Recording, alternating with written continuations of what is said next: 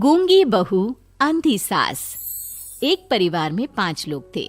ओम प्रकाश, उनकी पत्नी सुमित्रा, बहू भावना, बेटा राहुल और एक थी उनकी बेटी प्रियंका। वैसे तो ओम प्रकाश और सुमित्रा के घर में सब कुछ ठीक ठाक था, लेकिन सुमित्रा की एक आदत थी। घर में कुछ भी गलत या सही हो तो वो किसी से कुछ नहीं कहती। और भावना स्वभाव की इतनी सीधी सादी थी कि अगर कोई उसके साथ गलत भी करता तो भी वो उसे कुछ नहीं कह पाती।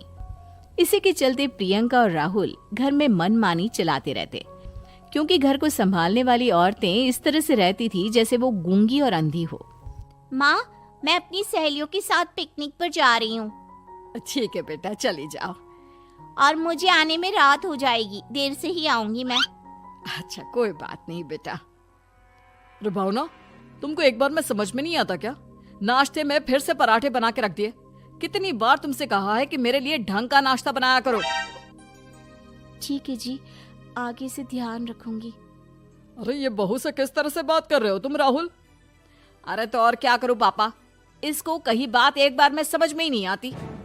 सुमित्रा, तुम अपने बेटे को समझाती क्यों नहीं? बहू से बात करने का ये क्या तरीका है? अरे जिसकी जैसी मर्जी आए करो, मुझे क्या। भावना बेटा, तुम भी तो कभी कुछ कहा करो।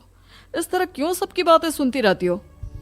कोई बात नहीं पापा जी, सब ठीक है। रात को काफी देर तक प्रियंका घर नहीं आती और जब वापस लौट कर आती है तो एक लड़की के साथ बाइक पर बैठकर। सुमित्रा और भावना दोनों ही प्रियंका को लड़की के साथ देख लेते हैं। आज तो जोर से डांट पड़ने वाली है, लेकिन मैं डर क्यों रही हूँ? माँ तो सब कुछ देखकर भी अंधी बनी रहती है। और रही बात भाभी की, वो किसी को कुछ नहीं बताने वाली। कहने को भगवान ने आवाज दी है, लेकिन गूंगी है गूंगी।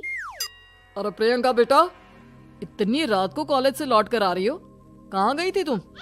पापा, वो सहेली के घर पर थी, पढ़ाई करने के लिए रुक गई थी। अच्छा, ठीक है, जाओ अपने कमरे में जाओ और सो जाओ। सुमित्रा ने अपनी बेटी को एक लड़की के साथ इतनी रात को आते देखकर भी उससे कुछ नहीं कहा और भावना ने भी इस बारे में किसी से कोई बात नहीं की। कुछ दिनों के बाद मामा जी का फोन आया था। उन्होंने प्रियंका के लिए कोई रिश्ता ढूंढा है। लड़के वाले उसे देखने आ रहे हैं। अरे मुझे नहीं करनी शादी वादी, किसी लड़की को बुलाने की कोई जरूरत नहीं है। ये तुम क्या कर रही हो प्रियंका बेटा? तुम्हारी शादी की उम्र हो चली है और तुम्हारे मामा जी ने बहुत अच्छा रिश्ता बताया है। पापा, अब जिद क्यों कर रहे हैं? और आप क्यों मेरी मर्जी के खिलाफ शादी कराना चाहते हैं? अरे माँ, इसको समझाइए ना। आपकी बेटी, आप तो बस चुपचाप सब कुछ होते हुए भी देखती रहती हैं। अरे तो क्या कहूँ, और मेरे कहने से क्या हो जाएगा? वैसे भी गलत क्या हो रहा है, सब कुछ सही तो है। भावना बहू, देखो तो प्रियंका हमारी बात नहीं समझेगी, लेकिन वो तुम्हारी हम उम्र है। क्या पता तुम्हारे कहने से उसे कुछ समझ में आ जाए। नहीं पापा जी, मेरे कहने से कुछ नहीं होगा। मैं प्रियंका को कैसे समझा सकती हूँ? वो ननद है मेरी, कहीं मेरी किसी बात का बुरा मान गई तो? सुमित्रा और भावना में से कोई भी प्रियंका को कुछ नहीं समझाता। इस बात से राहुल और ओम प्रकाश जी दोनों ही परेशान हो जाते हैं।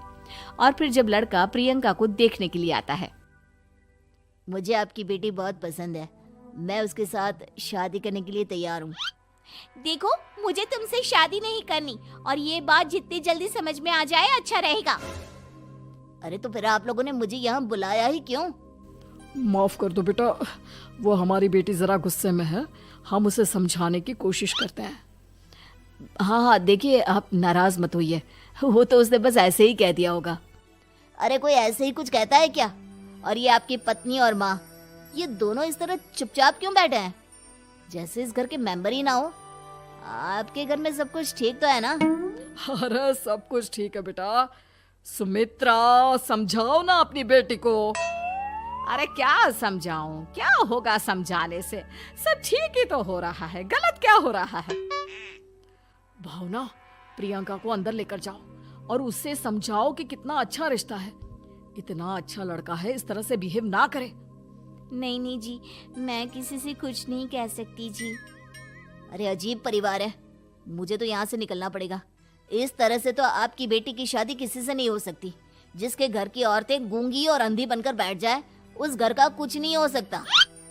ओम प्रकाश और राहुल सुमित्रा और भावना की हरकतों की वजह से बहुत परेशान हो जाते हैं। एक दिन वो दोनों आपस में बात करते हैं। पापा, समझ में नहीं आता कि भावना और माँ को कैसे समझाया जाए। सही कहते हो बेटा, तुम और मैं काम के सिलसिले में सारा दिन घर के बाहर रहते हैं और घर की दोनों औरतें जिन्हें सारा घर संभालना चाहिए गूंगी और अंधी बनकर बैठी हैं। पापा आप ही बताइए इसका क्या उपाय है। मेरी तो कुछ समझ में नहीं आता बेटा, लेकिन हमें कुछ तो करना पड़ेगा क्योंकि इन सब की वजह से प्रियंका बहुत ज्यादा बिगड़ती जा रही है। तुमने देखा उसे किस तरह से बिहेव किया था। अरे लेकिन पापा हम करेंगे क्या? हमें एक नाटक करना होगा। कुछ दिनों के लिए हम भी गूंगे और बहरे बन जाते हैं, उसके बाद इन दोनों औरतों को अकल आएगी। हाँ पापा, शायद आपकी बात ठीक है। हम दोनों हर बार बात को संभाल लेते हैं और इसी वजह से माँ और भावना कुछ भी करने की कोशिश ही नहीं करते। और फिर अगले दिन, भावना, नाश्ते में क्या बनाया है? जी पराठे बनाए हैं। मेरे लिए पोहा बना दो। अच्छा जी ठीक है, अभी बना देती हूँ जी। बहू, नाश्ते में क्या बनाया है? पापा जी पराठे हैं और पोहे बन रहे हैं। अरे बहू, मुझे तो उपमा खाने का मन था, मेरे लिए उपमा बना दो। ठीक है पापा जी, अभी बना देती हूँ। भाभी जल्दी से जरा मेरा कॉलेज के टिफिन तो पैक कर देना। और सुनो, मुझे ना भिंडी की सब्जी खाने का मन है। सुमित्रा चुपचाप बैठी बैठी सब कुछ देख रही थी। उसने किसी से कुछ भी नहीं कहा और ये देखकर भावना को मन ही मन गुस्सा आ रहा था, लेकिन वो किसी से कुछ नहीं कह रही थी। उसे लग रहा था कि ओम प्रकाश जी जो हमेशा उसकी साइड लेते थे वो भी आज चुपचाप बैठे हुए थे। शाम के वक्त प्रियंका अपने बहुत सारे दोस्तों को लेकर घर आती है और उधर दूसरी तरफ से राहुल भी अपने ऑफिस के दोस्तों को लेकर घर आ जाता है। प्रियंका अपने कमरे में तेज म्यूजिक चलाकर डांस करती है और राहुल अपने दोस्तों के साथ बैठकर जोर जोर से हंस रहा था। प्रियंका और राहुल मिलकर पूरे घर को अस्त व्यस्त कर देते हैं, लेकिन भावना उनसे कोई शिकायत नहीं करती और सुमित्रा जी भी चुपचाप बैठी रहती है। लेकिन भावना और सुमित्रा के अंदर का गुस्सा धीरे धीरे बढ़ रहा था। फिर रात को ओम प्रकाश और राहुल एक दूसरे से बातें करते हैं। पापा, हमने इतना कुछ किया फिर भी भावना कुछ बोलती ही नहीं और माँ भी कुछ गलत करने से किसी को रोकती ही नहीं।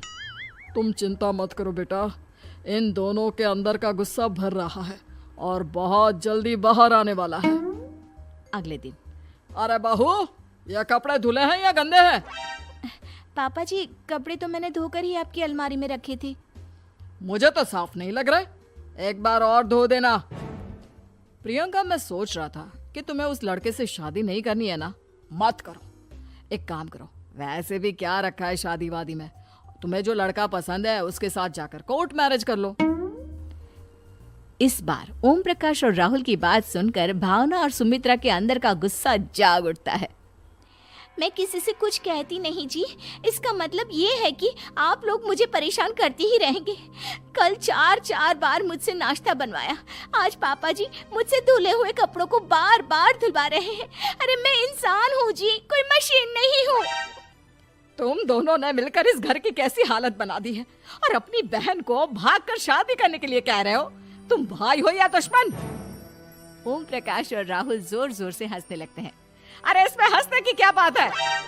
हम लोग यहाँ इतने परेशान हो रहे हैं जी, तुम लोगों को ऐसी हरकत करने के बाद भी हंसी आ रही है। ये क्या कर रहे हैं जी आप दोनों? यही तो हम चाहते थे कि सुमित्रा तुम अंधी होकर ना बैठी रहो। घर में कुछ भी गलत हो तो उसे रोकने की कोशिश करो। और भावना, तुम अपने साथ हो रहे गलत व्यवहार पर भी कभी मुंह नहीं खोलती, ये सही बात नहीं है। मैं चाहता था कि तुम्हारी भी जुबान खुले, तुम गलत बात का विरोध करो। गूंगी बहू और अंधी सास की ये जोड़ी इस घर में अब नहीं चलेगी।